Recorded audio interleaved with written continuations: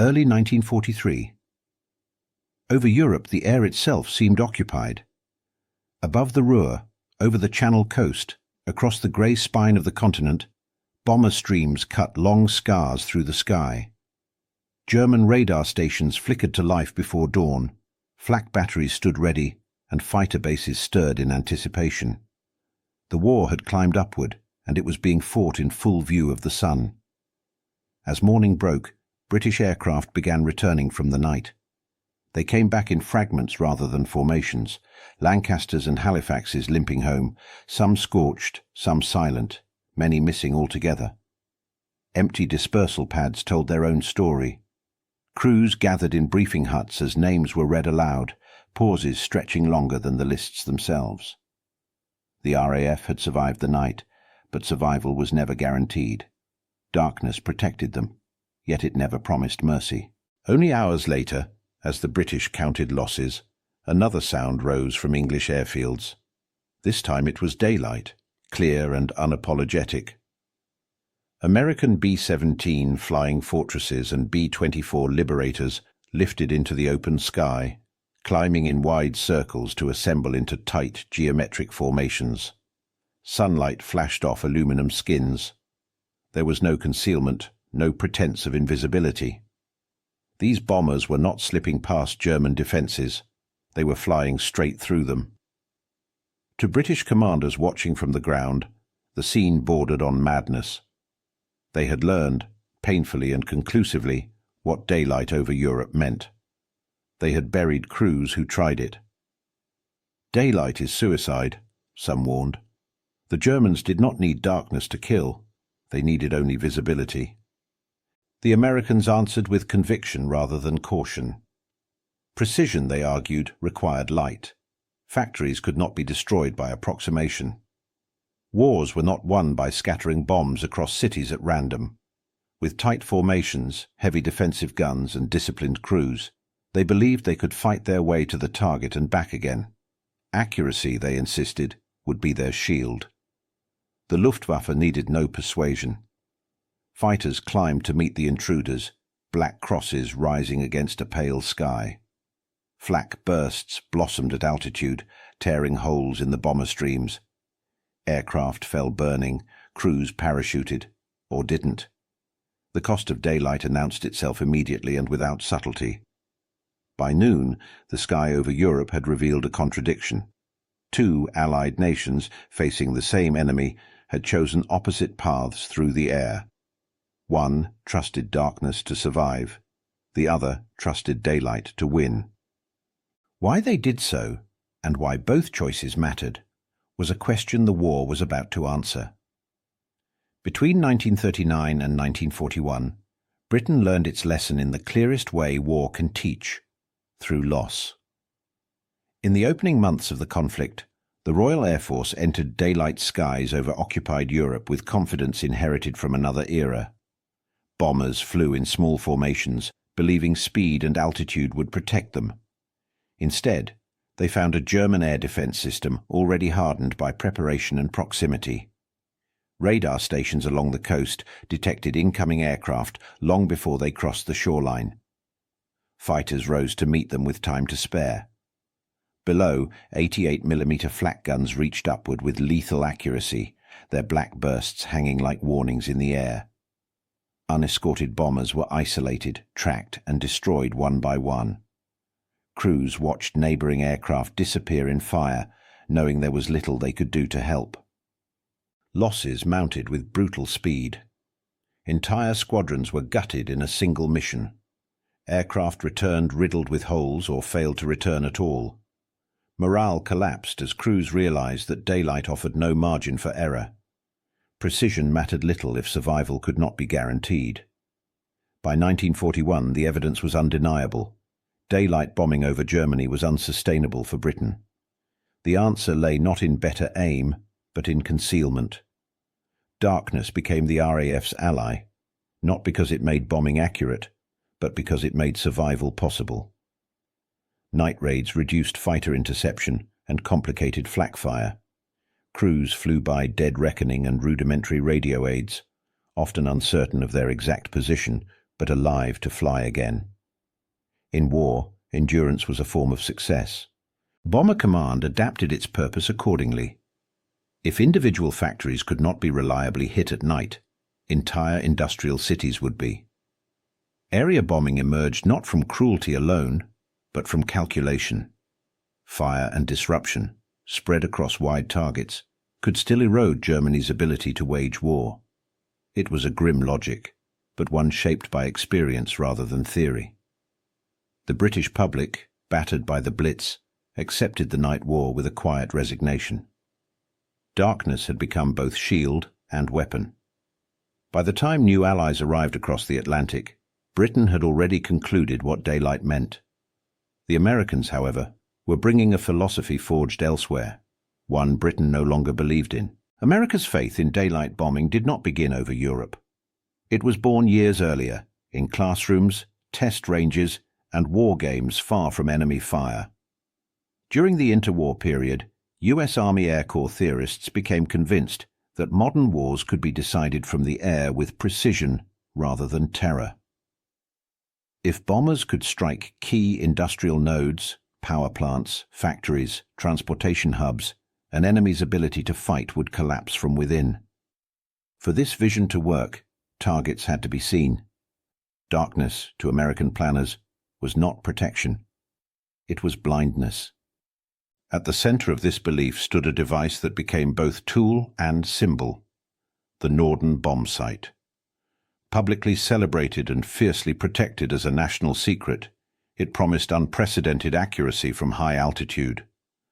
Demonstrations showed bombs landing within yards of their targets. Newspapers repeated the phrase that captured the imagination of a nation, that American bombers could place a bomb through a pickle barrel from the sky. The claim was exaggerated, but the confidence it inspired was real. Senior airmen embraced the idea with strategic certainty. They argued that accuracy, not volume, would win the air war. Precision strikes would cripple German industry while sparing cities and civilians. In this calculus, daylight was not a liability but an enabler. Clear skies meant measurable results, bomb damage assessments, and proof that air power could be decisive on its own terms. To survive those skies, bombers would defend themselves. The B-17 Flying Fortress embodied this assumption. Bristling with machine guns and designed to fly in tight, overlapping formations, it was believed capable of fighting its way to the target and back.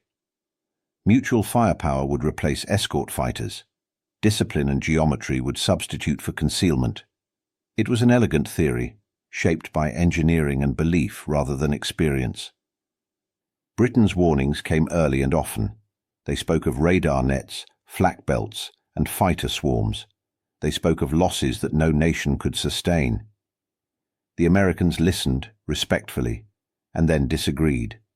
Their doctrine was not stubbornness alone. It was identity. To abandon daylight precision would be to admit that their entire air strategy had been built on a false premise. So both nations committed, Britain to darkness, America to light. Under the same sky, two allies prepared to fight the same enemy in fundamentally different ways, convinced that only one of them could be right. By 1942, Britain's air war had settled into the darkness with grim determination.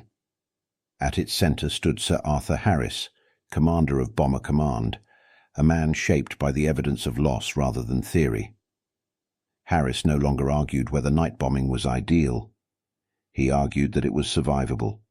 Under his direction, the RAF committed fully to area bombing, industrial cities, transportation arteries, and worker housing bound together as single targets.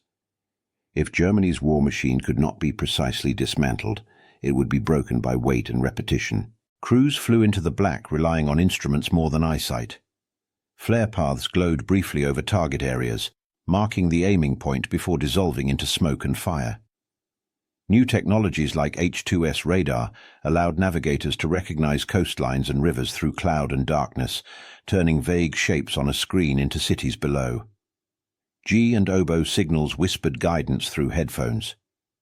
It was not precision as Americans defined it, but it was direction, enough to find the target and come home. Even so, the night war was never orderly. Bomber streams stretched for miles, aircraft often separated by time rather than formation. Winds scattered bombs far from their intended points. Crews released payloads unsure of what lay beneath them, measuring success by firelight rather than impact. Post-raid photographs revealed devastation, but also dispersion. Entire neighborhoods were erased while specific factories survived. Accuracy remained elusive, but survival rates justified the method. Within Bomber Command, a hard pride took hold. British airmen no longer measured success by yards or meters, but by endurance. Darkness was not cowardice, it was adaptation. The night belonged to those who accepted its limits. Crews flew again and again, believing that persistence itself was a weapon. The goal was not perfection, but pressure, applied relentlessly. The Germans did not remain passive. Night fighters prowled the bomber streams, guided by radar and ground controllers. New tactics emerged, including the so-called tame bores, fighters operating independently in illuminated skies.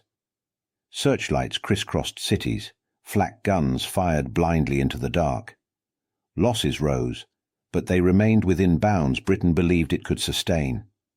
The night, though dangerous, was still preferable to the slaughter daylight had brought. From British briefing rooms, American daylight raids looked dangerously naive. Shining formations crossing Germany under a clear sky seemed to ignore everything Britain had learned the hard way. To RAF commanders, it appeared as arrogance disguised as optimism, a refusal to accept the evidence written in wreckage and graves. Yet even as Britain hardened its faith in darkness, the Americans were preparing to prove that light itself could be turned into a weapon. In 1942, American bomber units began arriving in Britain with their doctrine intact and their confidence untested. They flew their first combat missions over occupied France, then deeper into Germany itself, carrying the belief that disciplined formations and heavy guns would compensate for the absence of long-range fighter escort. In daylight, targets were visible. So too were the bombers. What theory had promised, combat would now judge. The Luftwaffe met them with the assurance of experience. German fighter pilots had spent years refining interception tactics against British raids. They understood approach angles, formation weaknesses, and the limits of bomber defensive fire. They attacked from head-on, from above, from blind spots calculated rather than improvised. Flak batteries bracketed bomber streams with precision. The sky became a system working against them. Daylight revealed what darkness had concealed. Formations stretched and fractured as aircraft struggled to assemble at altitude. Stragglers fell behind, isolated and vulnerable. Fighter escorts, limited by fuel range, turned back at the edge of Germany, leaving bombers alone over their most dangerous targets. Defensive guns filled the air with tracer fire, but they could not be everywhere at once. The flying fortress could fight, but not endlessly, and not alone. In August and October 1943, the theory met its reckoning over Schweinfurt and Regensburg. The targets were vital ball-bearing factories, chosen precisely because doctrine demanded it. The cost was devastating. Dozens of bombers were lost in a single day. Crews bailed out over hostile territory or vanished in mid-air. Some groups lost a quarter of their aircraft before reaching the target. Others never made it home. Precision was achieved, but at a price that bordered on annihilation. News reached America in fragments: numbers, photographs, official statements stripped of detail. The public struggled to reconcile the promise of daylight precision with images of wreckage and empty airfields. The idea that bombers could defend themselves began to sound less like strategy and more like hope. Questions followed quietly but persistently. If this was the future of air power, how much could it cost? Within the U.S. Army Air Forces, doubt existed, but retreat did not. Commanders acknowledged the losses without surrendering the premise.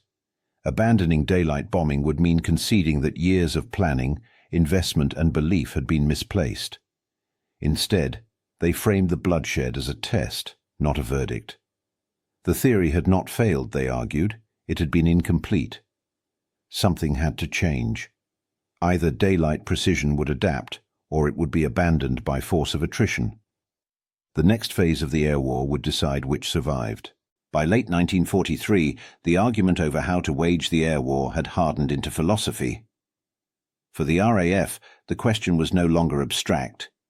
Britain argued from necessity, not theory. Cities were systems, not symbols, networks of labour, transport, housing, and morale bound together. Destroy enough of that system, Harris believed, and Germany's capacity to fight would fracture under its own weight. It was not cruelty for its own sake. It was a calculation shaped by survival. American leaders answered with a different moral arithmetic. War, they argued, could be focused rather than diffused. Ball-bearing plants, synthetic oil facilities, aircraft factories, these were pressure points. Remove them, and the German war machine would stall regardless of how intact its cities remained. Precision was not only strategic, it was ethical. To bomb deliberately at night, knowing accuracy would be poor, struck many Americans as an admission of failure before the mission even began. Over time, the disagreement deepened into culture. Britain, bloodied early and often, trusted what had kept its crews alive. Darkness became a symbol of hard-earned realism. America, newer to the war and richer in resources, clung to the ideal that technology and discipline could master complexity. Daylight bombing reflected a national faith in solutions, engineered, measured, repeatable. In conference rooms and briefing halls, air chiefs debated charts and probabilities while the war continued overhead. Tonnage dropped, sortie rates, loss percentages, numbers accumulated, but certainty did not. For every argument made on paper, there were crews who never returned to hear it concluded. The debate was theoretical only to those not flying. The flaws in both approaches were increasingly difficult to ignore. RAF night bombing devastated cities, but often missed specific industrial targets by miles. Fires raged, yet factories sometimes resumed production within weeks. American daylight raids struck with greater accuracy but paid for it in aircraft and men, especially before adequate escort could be guaranteed. Precision without protection proved as costly as protection without precision. Yet neither side was ready to concede. Each nation believed its doctrine, properly executed, could still deliver victory. Britain trusted cumulative destruction. America trusted decisive disruption. Both assumed the other was misreading the lesson of the sky. What neither fully admitted, yet, was that the war itself was forcing change. Losses were not arguments to be won, but pressures to be answered. Somewhere between darkness and light, between survival and accuracy, adaptation was already beginning. Britain's answer to the limits of night bombing was not retreat, but refinement. By late 1943, Bomber Command began reshaping the darkness itself into a weapon. At the center of this effort were the Pathfinders, elite crews selected for skill, nerve, and navigation. Flying ahead of the main force, they carried flares and markers rather than heavy bomb loads. Their task was simple in definition and lethal in execution. Find the target first and make it visible to those who followed. The Pathfinders changed the geometry of night raids. Instead of thousands of aircraft searching blindly across entire regions, bomber streams now converged on illuminated aiming points. Target indicators burned in specific colors, refreshed again and again to compensate for wind, smoke, and German deception. What had once been approximation became intention. Crews behind them no longer bombed darkness alone, but fire deliberately placed in space. Technology followed doctrine. H2S radar gave navigators a ghostly map of the land below, coastlines, rivers, urban outlines appearing as pale shapes on a green screen. G provided timing signals to fix position, while Oboe guided individual aircraft along invisible radio beams with unprecedented accuracy. These systems were imperfect and vulnerable to jamming, but together they transformed night navigation from guesswork into method. Britain could not see the target, but it could now find it. Germany responded with urgency. Radar stations expanded inland. searchlights multiplied, and night fighters grew more aggressive. The sky over cities became layered with danger, cones of light stabbing upward, flak bursting without warning, fighters slipping between bomber streams under ground control. New tactics emerged as both sides learned. The night was no longer empty. It was contested. Bomber Command adapted again. Aircraft were routed along winding paths to confuse defenders, bomber streams compressed in time to overwhelm flak belts, and electronic countermeasures scattered false signals across German radar screens. Crews dropped strips of aluminum, window, that blinded tracking systems and turned precision defenses into chaos. Each innovation forced another response. The night war became a dialogue fought at speed, measured in minutes and meters. As accuracy improved, so did destruction. Firestorms engulfed city centers, transportation networks collapsed, and repair crews struggled to keep pace. The aim was no longer simply to bomb Germany, but to exhaust it, to deny rest, movement, and recovery. Cities burned not as symbols, but as systems under strain. The RAF had not solved the moral question of night bombing, but it had solved the operational one. Losses remained heavy, but they were survivable. Crews flew again. Sortie after sortie, Bomber Command demonstrated that night warfare could be sustained and intensified. Britain had learned to fight in darkness with discipline rather than desperation. Yet even as the RAF refined its mastery of the night, something was changing across the airfields of southern England. The Americans, bloodied but unbroken, were beginning their own transformation, one that would soon challenge Germany not with darkness, but with relentless daylight. America's response to loss was not abandonment, but reconstruction. After Schweinfurt and Regensburg, daylight bombing was no longer an abstract theory. It was a system under revision. Training intensified, procedures tightened, and formations were rebuilt with mathematical precision. The combat box emerged not as a concept, but as necessity. Staggered layers of bombers arranged so that every aircraft contributed to a lattice of defensive fire. Alone, a bomber was vulnerable. Together, they became mutually dependent. Discipline replaced improvisation. Assembly over England grew slower and more deliberate as groups climbed and merged into massive aerial structures.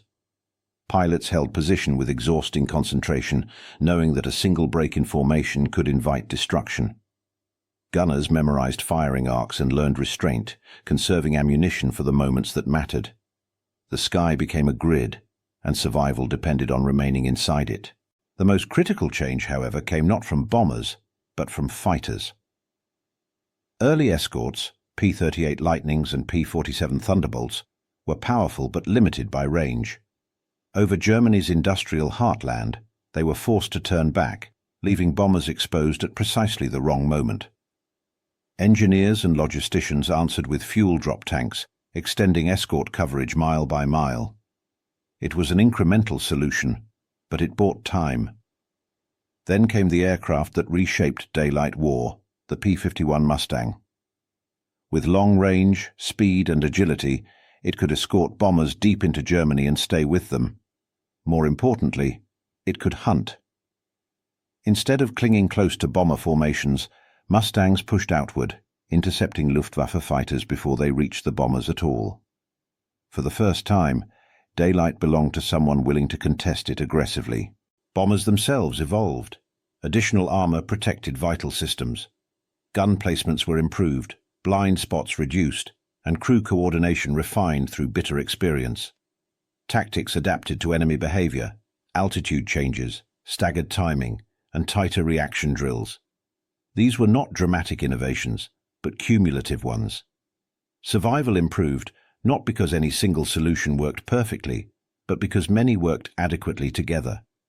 Intelligence sharpened alongside hardware. Target selection grew more systematic, guided by aerial reconnaissance, prisoner interrogation, and economic analysis. American planners narrowed their focus to what Germany could least afford to lose: oil production, aircraft assembly, transportation hubs. Bomb damage assessments informed the next mission and the next. Daylight bombing began to resemble the method its architects had promised: repeatable, measured, and strategically coherent. Losses did not disappear, but they declined. Crews noticed the difference first. Escorts stayed longer. Attacks came sooner against intercepting fighters. Bombers reached targets with more aircraft intact and returned with fewer empty positions in formation. Daylight raids hit harder and endured longer, mission after mission. The theory was no longer bleeding unchecked. It was learning. The Germans noticed as well. Luftwaffe fighters were forced into constant combat, rising again and again to meet formations that no longer arrived alone. Pilots were lost faster than they could be replaced. Fuel shortages limited training. Attrition began to work in the opposite direction. What had once been an opportunity became an obligation Germany could not refuse. By late 1943, the character of the air war was shifting. Britain ruled the night with growing efficiency. America was no longer merely surviving the day. It was contesting it. Two strategies, once opposed, were beginning to overlap in effect. And as daylight and darkness pressed closer together, the sky over Germany was becoming something new, a battlefield without pause, moving steadily toward decision. By 1944, the air war had become a matter of arithmetic as much as courage. American daylight bombing, refined through loss, began striking at the most fragile equation in the German war economy: fuel.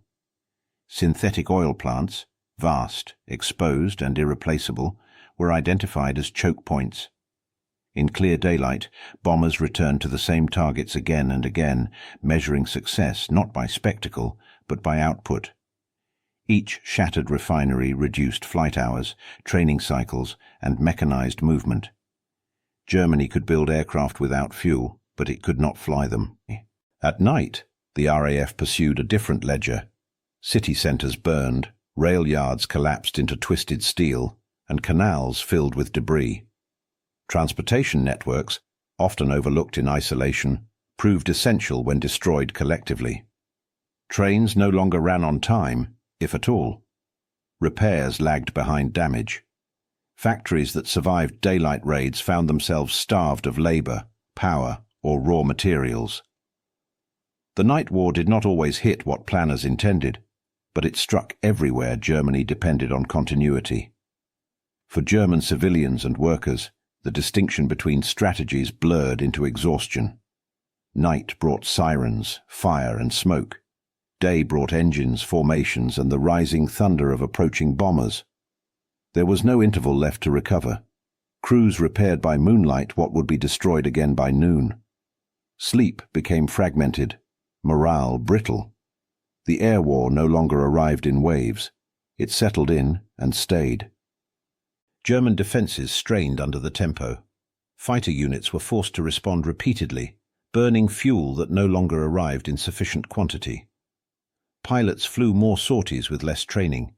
Radar operators worked without pause. Flak crews manned guns around the clock. Attrition took its quiet toll, not only in aircraft lost, but in attention, coordination, and judgment. Mistakes multiplied where rest disappeared. Inside the Reich's industrial system, collapse did not come as a single moment, but as accumulation. Production figures fell unevenly, then sharply. Bottlenecks spread from oil to transport, from transport to manufacturing, from manufacturing to the front lines. The war economy became a web under constant stress, snapping at its weakest points faster than it could be rewoven. It was here, amid charts and reconnaissance photographs, that Allied planners recognized what had taken years of blood to assemble. The doctrines that once argued against each other were no longer separate. British night bombing and American daylight precision were no longer alternatives. They were components. Darkness destroyed the framework. Daylight shattered the machinery inside it. Together they denied Germany time, space, and recovery. The realization carried a sober clarity. Victory in the air was not the triumph of one philosophy over another, but the convergence of both under relentless pressure. The sky itself had become the weapon, not one strike, but all strikes, without pause. War no longer paused for nightfall or waited for dawn. By the spring of 1944, Germany faced an enemy that never slept. The air war had become continuous, measured in hours rather than campaigns. And in that unbroken assault, the sky was becoming a battlefield no nation could endure for long. In February 1944, the air war crossed a threshold from which Germany would not recover. The Allies called it Big Week, a concentrated assault designed not merely to bomb targets, but to break the system that defended them. American daylight formations rose morning after morning, heading not for cities, but for the factories that produced Germany's fighters themselves. Aircraft assembly plants, engine works, and component facilities became the focal points of a campaign meant to force a single choice upon the Luftwaffe: fight or surrender the sky. The bombers came in waves, their approach no longer tentative.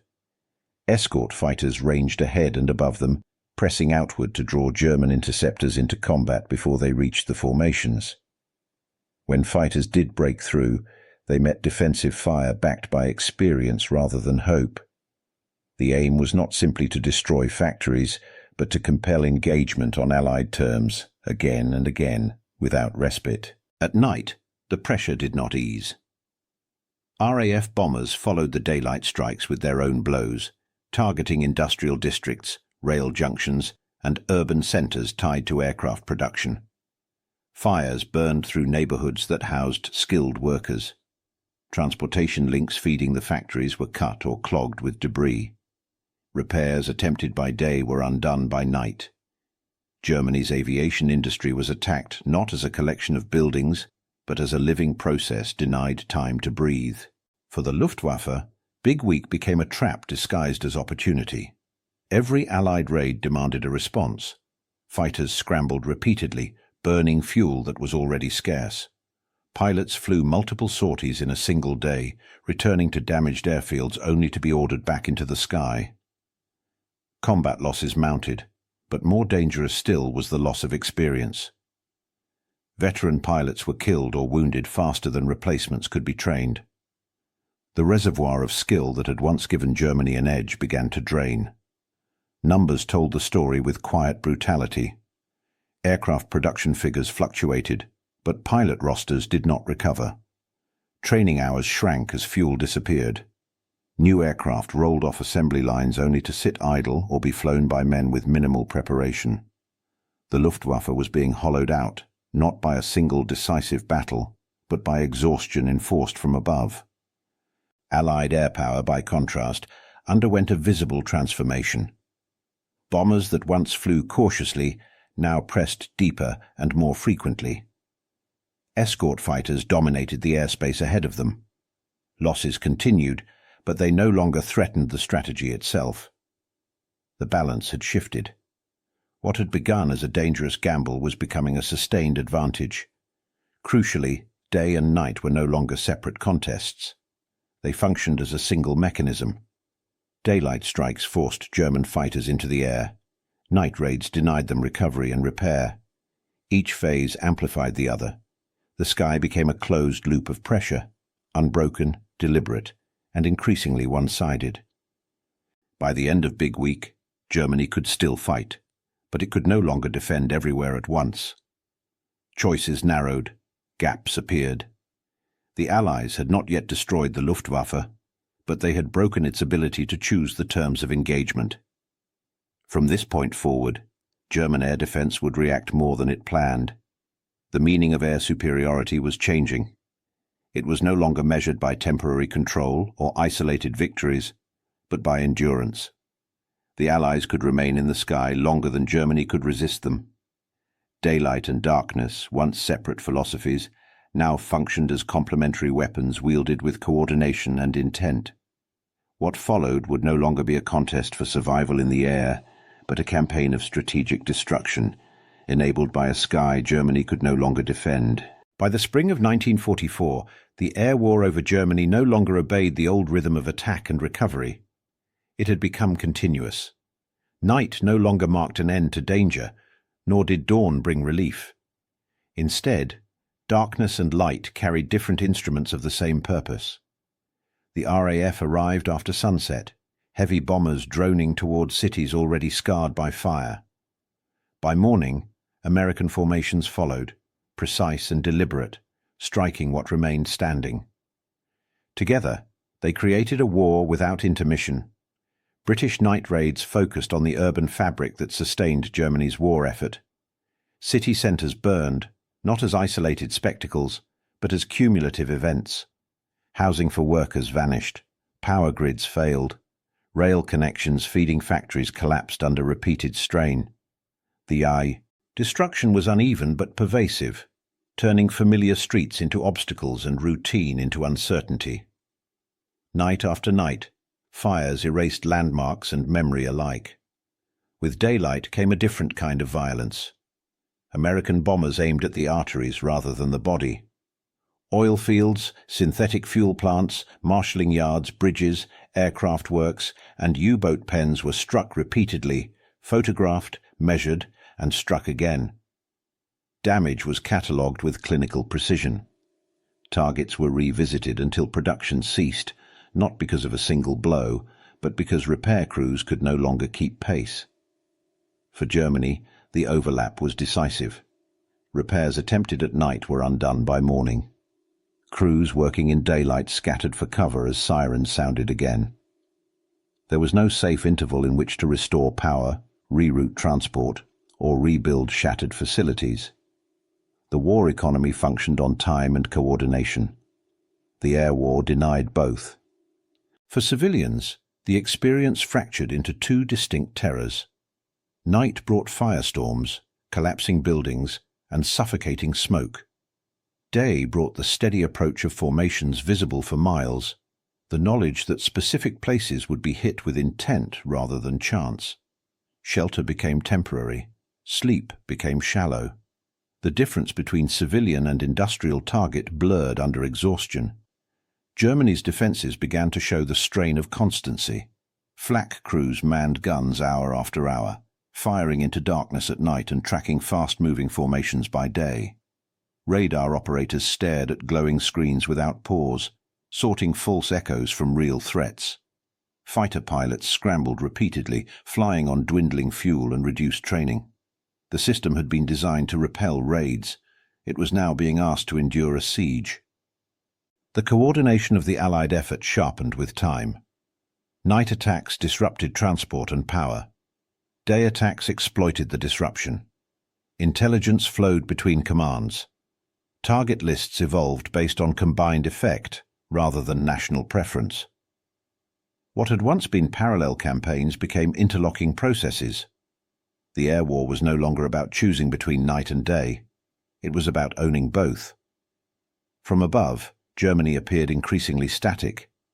Smoke lingered longer. Fires burned unchecked. Aircraft dispersed to improvised fields. Trains halted mid-route.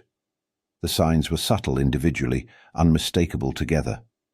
The machine was slowing, not dramatically, but irreversibly. For the Allies, the change was equally clear.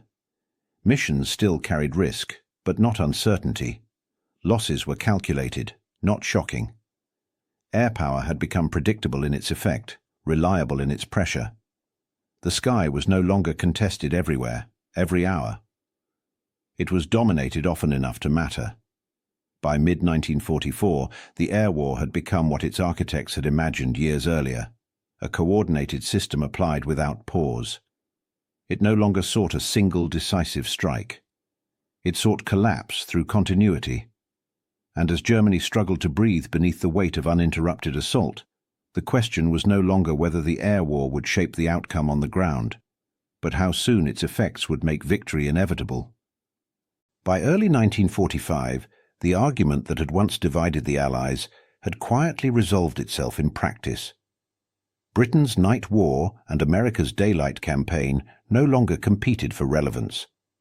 They functioned together as a single system, each compensating for the other's limits. What had once seemed incompatible doctrines were now inseparable instruments, applied with a coordination shaped by years of loss and adjustment. British night bombing continued to strike at the psychological and structural foundations of Germany. Cities, already strained by months of attack, absorbed further destruction. Housing stock vanished, Utilities failed repeatedly, and transportation grids disintegrated under cumulative pressure. The night raids did not merely damage buildings, they disrupted rhythm. Workforces were displaced, routines shattered, and endurance steadily eroded. The will to sustain war, already fragile, was ground thinner with each passing week. American daylight bombing, meanwhile, completed the mechanical dismantling. Precision attacks focused relentlessly on oil production, transportation hubs, and the remnants of industrial capacity. Synthetic fuel plants lay in ruins, rail networks operated in fragments, aircraft production faltered not for lack of factories, but for lack of power, fuel, and usable parts. Daylight allowed results to be measured, confirmed, and revisited. Targets were not symbolically destroyed, but functionally silenced. Together, these pressures accelerated Germany's collapse. The armed forces still fought on the ground, but increasingly without air cover, fuel, or reliable supply. Training programs withered. Units moved slowly or not at all. The Luftwaffe, once central to Germany's early victories, became marginal, a force grounded by shortages and attrition imposed from above. The sky, once contested fiercely, now belonged largely to the Allies. Air power emerged as the defining front of the war. Control of the air shaped everything beneath it: movement, production, morale, and survival. What armies could attempt on the ground was dictated by what aircraft allowed from above. The battlefield extended beyond front lines into factories, rail yards, and living rooms. War was no longer bounded by geography alone. It was enforced by altitude and persistence. The final raids carried a complicated weight. They demonstrated the success of strategy, but also its cost. Bombers flew against targets already weakened, cities already broken. Victory was no longer in doubt, yet operations continued because systems do not stop easily once set in motion. Crews followed orders, civilians endured more destruction, and commanders weighed military necessity against a war that was clearly nearing its end. For those who planned the air war, triumph was inseparable from uncertainty. The doctrines had worked, but only together, and only at a price measured in lives and cities. Precision had not spared suffering. Area bombing had not broken resistance alone. It was the convergence, not the purity, of ideas that proved decisive.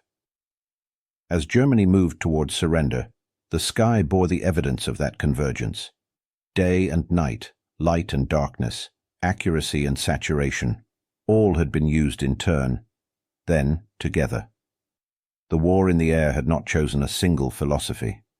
It had demanded adaptation until contradiction gave way to cohesion. Victory had come, but it arrived carrying questions that would not fade with the smoke. And as attention turned from triumph to reckoning, the cost of dividing, and then mastering, the sky could no longer be ignored. The victory in the air came with numbers that resisted abstraction. Tens of thousands of bomber crewmen did not return. British and American air forces together lost entire generations of young men, pilots, navigators, gunners, engineers, most of them in their early 20s. Aircraft vanished over the North Sea, exploded over target cities, or fell burning into forests and fields. For every successful mission recorded in reports, there were empty bunks and unfinished letters that never reached home. Night bombing extracted its price most visibly on the ground. Cities struck repeatedly after dark suffered casualties on a scale that defied precision or intent. Firestorms consumed entire neighborhoods, trapping civilians in shelters that became ovens. Families died together without ever seeing the aircraft that killed them. The RAF understood this reality even as it justified the necessity. Darkness protected crews, but it removed discrimination. Bombs landed where navigation, weather, and chance allowed. Civilian death became inseparable from strategic effect. Daylight bombing imposed a different cost. Precision promised restraint, but exposure demanded sacrifice. American crews flew knowing they would be seen, tracked, and attacked. Bombs landed closer to intended targets, but bombers fell in daylight where losses were unmistakable. Parachutes blossomed briefly before drifting into captivity or silence. Survivability was traded for accuracy, and accuracy never guaranteed safety. The price was paid in aircraft formations thinned mission by mission. After the war, the debate did not end with surrender. It intensified. Historians, strategists, and veterans argued over necessity and excess. Had cities needed to burn? Had daylight raids demanded too much from too few? Statistics were assembled, doctrines dissected, moral language applied cautiously, then fiercely. No calculation fully balanced the ledger. The war had not offered clean choices, only urgent ones. Survivors carried the memory forward in fragments rather than conclusions. British aircrew spoke of endless black skies, sudden searchlights, and the quiet terror of flak bursting unseen. Americans recalled clear mornings that turned lethal without warning, aircraft shaking under cannon fire, engines failing far from land. Civilians remembered the sound of sirens, the heat of fires, and the strange daylight calm after destruction. Each perspective was complete and incomplete on its own. What united these memories was the absence of certainty. Few who endured the air war spoke of hatred. Most spoke of fear, duty, and momentum. Crews flew because others had flown before them. Civilians endured because survival left no alternative. Doctrine, once argued with confidence, felt distant when filtered through lived experience. Strategy explained outcomes, but it rarely eased recollection. Victory, when it came, did not erase these contradictions. Germany's defeat was real, and the role of air power in hastening it was undeniable. Yet the methods used left scars that victory could not resolve. Precision had not eliminated suffering.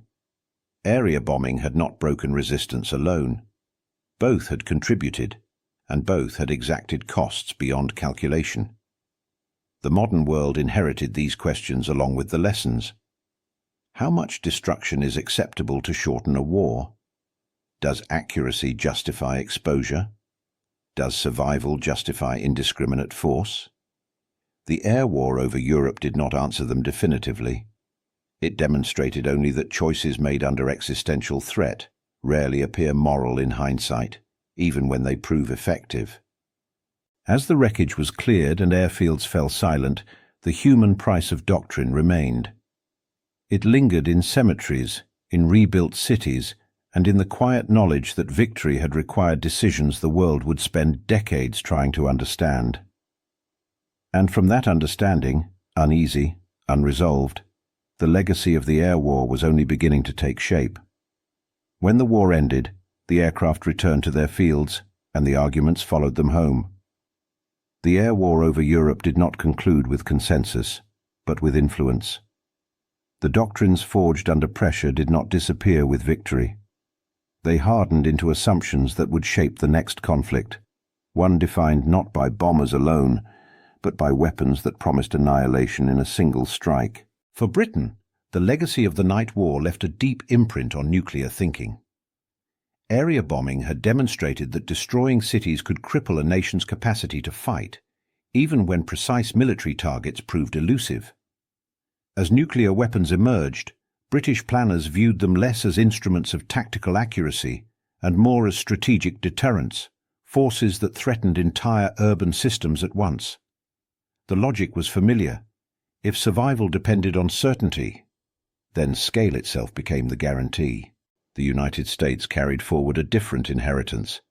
Its faith in precision did not fade with the war's end. It evolved.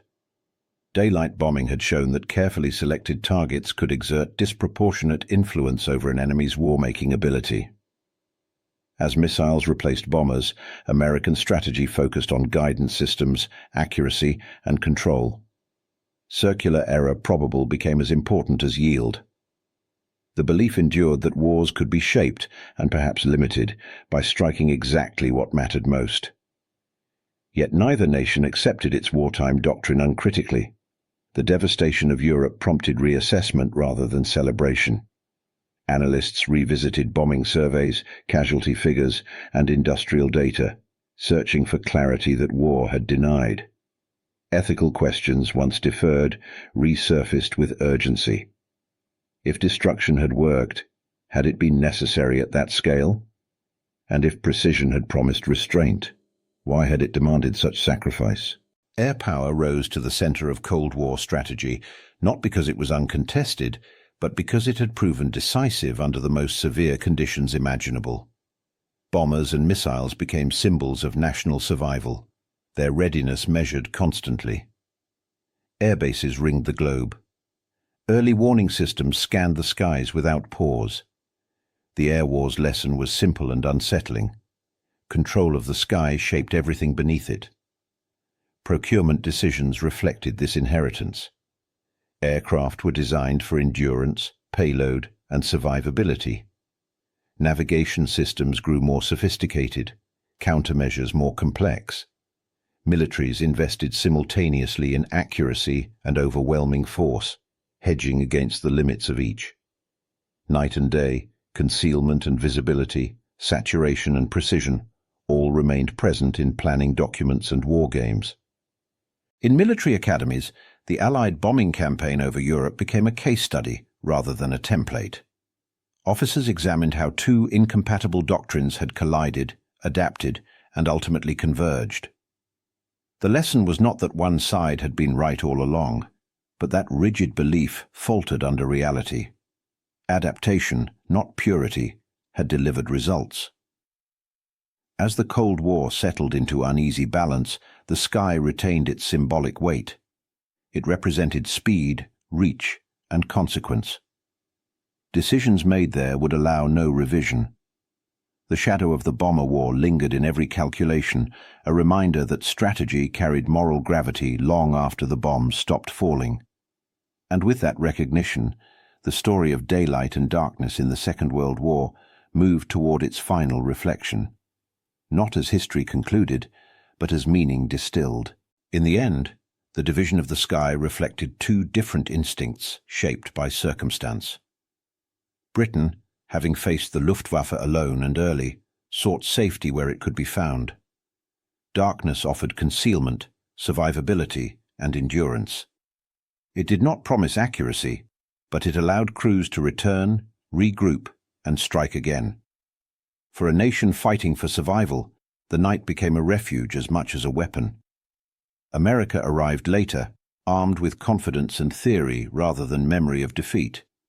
It sought accuracy in light, believing that clarity could impose order on chaos.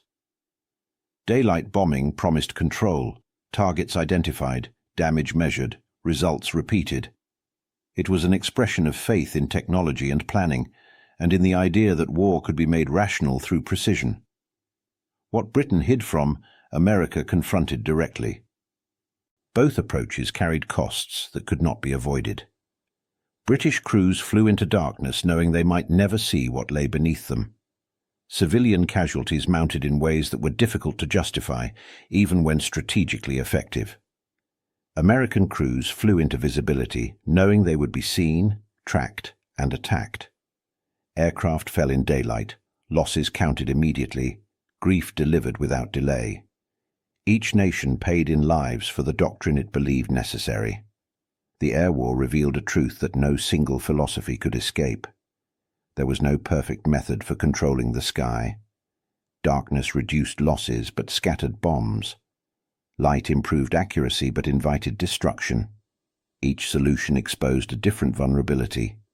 Mastery of the air did not belong to night or day alone. It emerged only when both were applied without pause.